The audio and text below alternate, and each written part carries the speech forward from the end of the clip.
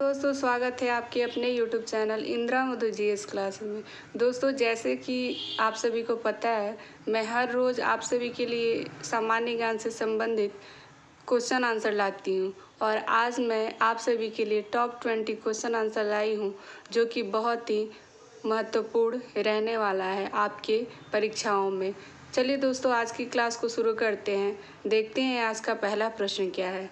आज का पहला प्रश्न है आपका, निम्नलिखित में से कौन सा देश आंशिक या पूर्ण रूप से सहारा रेगिस्तान में नहीं आता।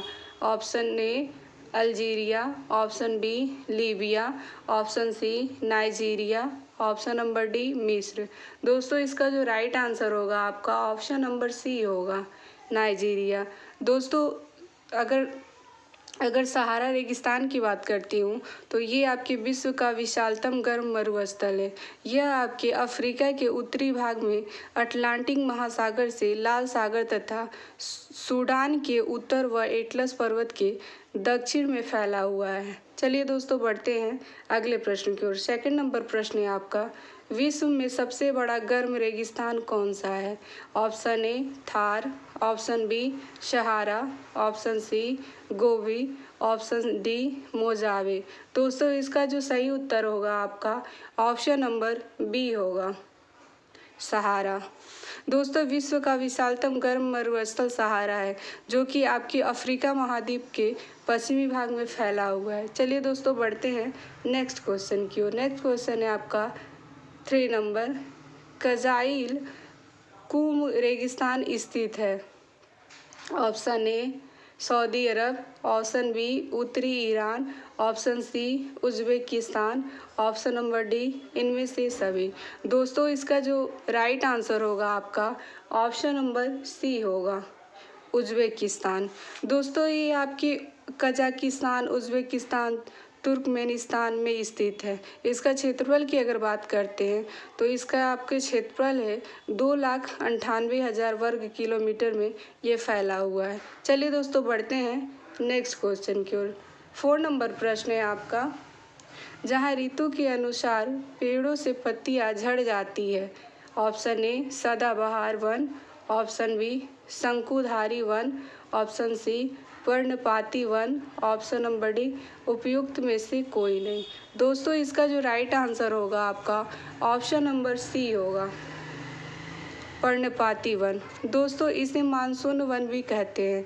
ये आपके कम घने होते हैं। चलिए दोस्तों बढ़ते हैं अगले प्रश्न की ओर। अगला प्रश्न है आपका 5 नंबर, निम्नलिखित में से किस महाद्वीप में उष्णकटिबंधीय पर्णपाती वनों का विस्तार अधिक है। Option A Africa, option B Asia, option C Australia, option number D दक्षिण अमेरिका।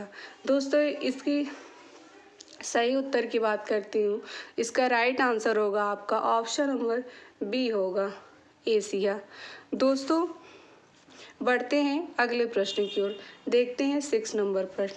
6 नंबर प्रश्न है आपका, विश्व में सबसे बड़े व घने वन है। ऑप्शन ए भारत में, ऑप्शन बी तंजानिया में, ऑप्शन सी ब्राज़ील में, ऑप्शन नंबर डी कनाडा में। दोस्तों इसका जो राइट आंसर होगा आपका ऑप्शन नंबर सी होगा, ब्राज़ील में। चलिए दोस्तों बढ़ते हैं अगले प्रश्न की ओर। अगला प्रश्न है आपका 7 नंबर, यूरोप में कितने देश हैं। Option A 28, option B 33, option C 44, option number D 30। दोस्तों इसका जो राइट आंसर होगा आपका ऑप्शन नंबर सी होगा, 44। दोस्तों यूरोप महाद्वीप छठवां सबसे बड़ा महाद्वीप है।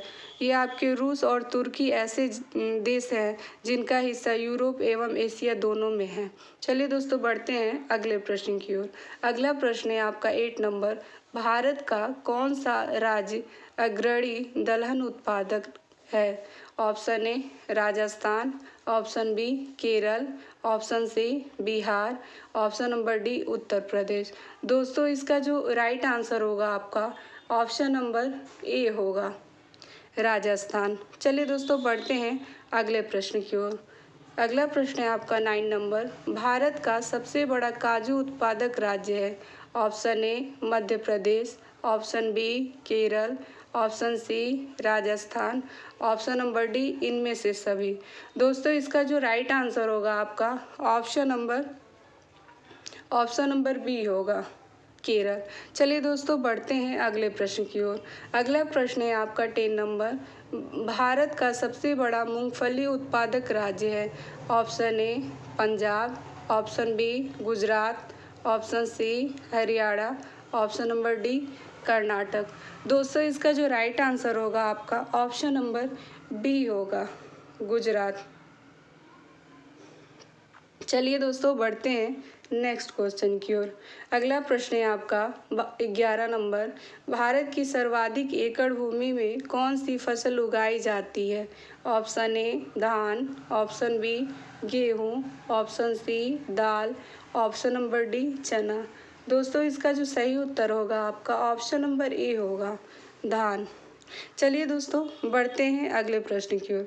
अगला प्रश्न है आपका 12 नंबर। भारतीय कृषि अनुसंधान संस्थान कहाँ स्थित है? Option A New Delhi, option B Punjab, option C Gujarat, option number D Chennai. दोस्तों इसका जो सही उत्तर होगा आपका ऑप्शन नंबर ए होगा, नई दिल्ली। चलिए दोस्तों बढ़ते हैं अगले प्रश्न की ओर। अगला प्रश्न है आपका 13 नंबर। केंद्रीय गन्ना अनुसंधान संस्था कहाँ स्थित है? Option A Lucknow, option B Kolkata, option C Coimbatore, option number D उपयुक्त में से कोई नहीं। दोस्तों इसका जो राइट आंसर होगा आपका ऑप्शन नंबर सी होगा, कोयम्बटूर। चलिए दोस्तों बढ़ते हैं अगले प्रश्न की ओर। अगला प्रश्न है आपका 14 नंबर। अलीगढ़ मुस्लिम विश्वविद्यालय की स्थापना कब हुई थी? ऑप्शन ए 1858 ईस्वी, ऑप्शन बी 1937 ईस्वी, ऑप्शन सी 1748 ईस्वी, ऑप्शन नंबर डी 1875 ईस्वी। दोस्तों इसका जो राइट आंसर होगा आपका ऑप्शन नंबर डी होगा, 1875 ईस्वी। चलिए दोस्तों बढ़ते हैं अगले प्रश्न की ओर। अगला प्रश्न है आपका 15 नंबर। यूपी के किस जिले में सबसे कम वर्षा होती है? ऑप्शन ए कानपुर में, ऑप्शन बी मथुरा में, ऑप्शन सी हरदोई में, ऑप्शन नंबर डी इनमें से सभी।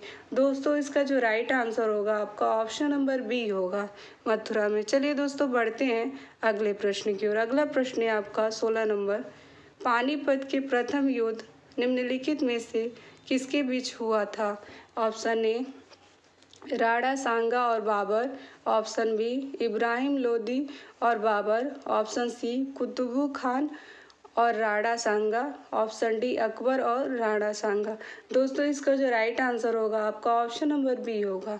दोस्तों अगर मैं पानीपत की प्रथम युद्ध की बात करती हूँ तो ये आपके 21 अप्रैल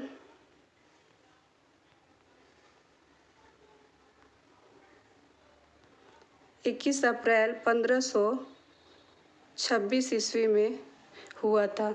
चलिए दोस्तों बढ़ते हैं अगले प्रश्न की ओर। अगला प्रश्न है आपका 17 नंबर। उर्दू को उत्तर प्रदेश की दूसरी आधिकारिक भाषा कब घोषित किया गया था? ऑप्शन ए 1989 ईस्वी, ऑप्शन बी 1887 ईस्वी, ऑप्शन सी 1938 ईस्वी, ऑप्शन नंबर डी 1976 ईस्वी। दोस्तों इसका जो राइट आंसर होगा आपका ऑप्शन नंबर ए होगा, 1989 ईस्वी। चलिए दोस्तों बढ़ते हैं अगले प्रश्न की ओर। अगला प्रश्न है आपका 18 नंबर। हॉकी के दिग्गज मेजर ध्यानचंद का जन्म कहाँ हुआ था? Option A Banaras, option B Prayagraj, option C Ballia, option number D Kanpur. दोस्तों इसका जो राइट आंसर होगा आपका ऑप्शन नंबर बी होगा, प्रयागराज। चलिए दोस्तों बढ़ते हैं अगले प्रश्न की ओर। अगला प्रश्न है आपका 19 नंबर। ताजमहल यूनेस्को की विश्व धरोहर स्थल कब बना? ऑप्शन ए 1966 ईस्वी, ऑप्शन बी 1948 ईस्वी, ऑप्शन सी 1956 ईस्वी, ऑप्शन नंबर डी 1983 ईस्वी। दोस्तों इसका जो राइट आंसर होगा आपका ऑप्शन नंबर डी होगा, दोस्तों, अगर मैं यहाँ ताजमहल की बात हम लोग करते हैं तो इसका निर्माण मुगल सम्राट शाहजहाँ ने अपनी पत्नी मुमताज़ की याद में बनवाया था। इसकी स्थापना 1648 ईस्वी में की गई थी। चलिए दोस्तों, बढ़ते हैं अगले प्रश्न की ओर। आज की क्लास की अंतिम प्रश्न है। 20 नंबर प्रश्न है आपका, ओलंपिक खेलों का आयोजन कितने वर्षों बाद किया जाता है? ऑप्शन ए 5 वर्ष, ऑप्शन बी 4 वर्ष, ऑप्शन सी 3 वर्ष, ऑप्शन नंबर डी इनमें से कोई नहीं। दोस्तों, इसका जो राइट आंसर होगा आपका ऑप्शन नंबर बी होगा। इसमें आपके दो तरह के खेल आयोजित होते हैं। जैसे एक आपके ग्रीष्मकालीन खेल ओलंपिक खेल होता है और एक आपका शीतकालीन ओलंपिक खेल होता है। चलिए दोस्तों, आज की क्लास को यहीं पे एंड करते हैं। दोस्तों, आपकी ये क्लास कैसी लगी कमेंट बॉक्स में कमेंट करके ज़रूर बताइएगा। और आपसे रिक्वेस्ट है, अगर मेरी पिछली वीडियो नहीं देखी हो तो आप उसे ज़रूर देखें, क्योंकि आपको देखने के बाद बहुत ही लाभ मिलने वाला है। दोस्तों, इस क्लास को देखने के लिए धन्यवाद।